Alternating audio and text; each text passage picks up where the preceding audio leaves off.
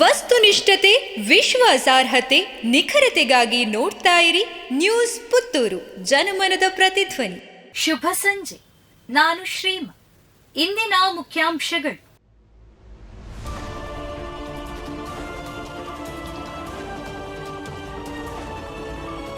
ಶ್ರೀರಾಮ ಭಜನಾ ತಂಡ ಆನಡ್ಕ ಪ್ರಥಮ ವಾರ್ಷಿಕೋತ್ಸವದಲ್ಲಿ ಮೇಳೈಸಿದ ಭಜನಾ ಸಂಕೀರ್ತನ, ಭಕ್ತಿಭಾವ ಕುಣಿತದ ಸಮ್ಮಿಲನ, ಮನಸೂರೆಗೊಂಡ ವೈಭವದ ಶೋಭಾಯಾತ್ರೆ. ಶಾಂತಿಗೋಡು ಗ್ರಾಮದ ಆನಡ್ಕ ಶ್ರೀರಾಮ ಭಜನಾ ತಂಡದ ಪ್ರಥಮ ವಾರ್ಷಿಕೋತ್ಸವದ ಅಂಗವಾಗಿ ಭಜನಾ ಕೀರ್ತನಾ ಸಂಭ್ರಮ, ಭಕ್ತಿಭಾವ ಕುಣಿತದ ಸಮ್ಮಿಲನ ಭಾನುವಾರ ಸಂಜೆ ಆನಡ್ಕದಲ್ಲಿ ವಿಜೃಂಭಣೆಯಿಂದ ನಡೆಯಿತು. ಸಂಜೆ 6:30ಕ್ಕೆ ಬೇಟಿಕಾಡುವಿನಿಂದ ಆನಡ್ಕದವರೆಗೆ ವೈಭವದ ಶೋಭಾಯಾತ್ರೆ ನಡೆಯಿತು. ಶೋಭಾಯಾತ್ರೆಯಲ್ಲಿ ಬನ್ನೂರು ಶನೀಶ್ವರ ಭಜನಾ ತಂಡ, ಕೈಕಾರ ಶ್ರೀ ವಿದ್ಯಾನಿಧಿ ಸರಸ್ವತಿ ಭಜನಾ ತಂಡ, ಸರ್ವೆ ಶ್ರೀ ಸುಬ್ರಾಯ ಭಜನಾ ತಂಡ ಪಾಲ್ಗೊಂಡಿದ್ದು, ಇರ್ದೆ ಶ್ರೀ ವಿಷ್ಣು ಸಿಂಗಾರಿ ಮೇಳಂ ಇವರಿಂದ ಚೆಂಡೆ ಪ್ರದರ್ಶನಗೊಂಡಿತು. ಬಳಿಕ ಕುಣಿತ ಭಜನೆ ನಡೆಯಿತು. ವೀರಮಂಗಲ ಪಿಎಂ ಶ್ರೀ ಶಾಲಾ ಹಿರಿಯ ವಿದ್ಯಾರ್ಥಿ ಸಂಘಕ್ಕೆ ಪದಾಧಿಕಾರಿಗಳ ಆಯ್ಕೆ. ಅಧ್ಯಕ್ಷರಾಗಿ ಎಸ್ ವಸಂತ ವೀರಮಂಗಲ, ಕಾರ್ಯದರ್ಶಿಯಾಗಿ ತಾರನಾಥ ಸವಣೂರು ಆಯ್ಕೆ.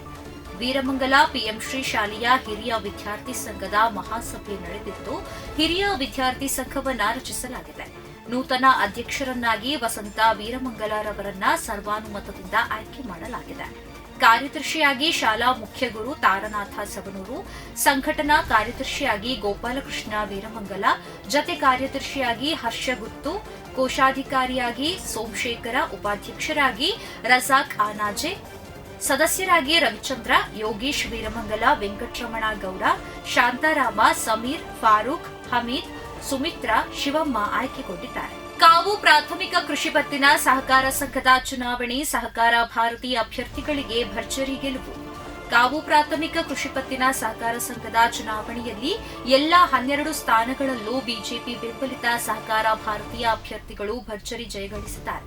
ಸಹಕಾರ ಭಾರತಿಯಿಂದ ಸ್ಪರ್ಧೆಗಿಳಿದಿದ್ದ ಸಾಲಗಾರ ಸಾಮಾನ್ಯ ಕ್ಷೇತ್ರದಿಂದ ನನ್ಯ ಅಚ್ಯುತ ಮೂಡೆತ್ತಾಯ, ಮಂಜುನಾಥ ರೈ ಸಾಂತ್ಯ, ಶಿವರಾಮ ಪಿ ಈಶ್ವರಮಂಗಲ, ನಹುಷಾ ಭಟ್ ಪಳನೀರು, ನವೀನ ನನ್ಯ ಪಟ್ನಾಜೆ, ಸಾಲಗಾರ ಮಹಿಳಾ ಸ್ಥಾನದಿಂದ ತಾರಾ ಸಂಕಪ್ಪ ಪೂಜಾರಿ ಚಾಕೋಟೆ, ಮೋಹನಾಂಗಿ ಬೀಜಂತಡ್ಕ, ಹಿಂದುಳಿದ ವರ್ಗ ಬಿಯಿಂದ ಲೋಕೇಶ್ ಚಾಕೋಟೆ, ಹಿಂದುಳಿದ ವರ್ಗ ಎಯಿಂದ ರಮೇಶ್ ಪೂಜಾರಿ ಮುಂಡ್ಯ, ಪರಿಶಿಷ್ಟ ಪಂಗಡ ಮೀಸಲು ಸ್ಥಾನದಿಂದ ರಾಮಣ್ಣ ನಾಯಕ ಕುತ್ರೋಳಿ, ಪರಿಶಿಷ್ಟ ಜಾತಿ ಸ್ಥಾನದಿಂದ ಲೋಹಿತ್ ಅಮ್ಮಿನಡ್ಕ, ಸಾಲಗಾರರಲ್ಲದ ಸ್ಥಾನದಿಂದ ಪ್ರಫುಲ್ಲ ರೈ ಕರ್ನೂರ್ ಅವರು ಭರ್ಜರಿ ಜಯಗಳಿಸಿದ್ದಾರೆ.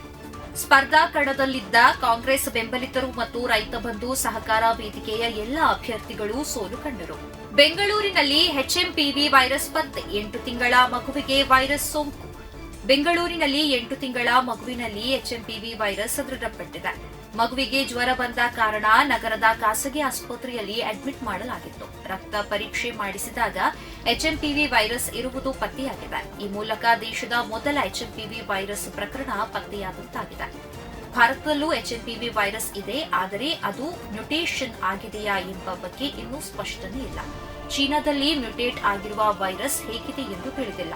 ಹೀಗಾಗಿ ಇಲ್ಲಿ ಪತ್ತೆಯಾಗಿರುವುದು ಸಾಮಾನ್ಯ ಎಚ್ಎಂಪಿವಿ ವೈರಸ್ಸೇ ಅಥವಾ ಚೀನಾದ ತಳಿಯ ಎಂಬ ಗೊಂದಲ ಇದೆ.